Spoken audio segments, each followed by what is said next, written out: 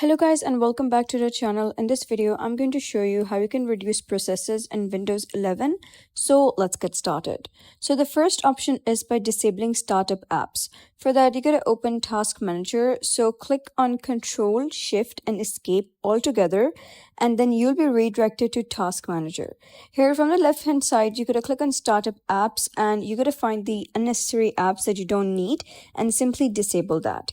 And you can also go to the processes over here and then you gotta search for the background apps and you gotta simply disable those apps that you don't need. Simply click on those apps and then you gotta click on End Task at the top right and you're good to go. And if you wish to reduce processes further, then you gotta uninstall the unused programs.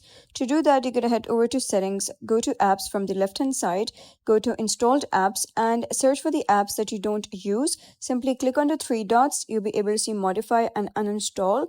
You're gonna select Uninstall and one by one uninstall those apps that you don't really use. And if you wish to clear the temporary processes instantly, simply go to Start and you can power off or restart your device. Restarting your device will clear temporary processes in front of you from your PC instantly.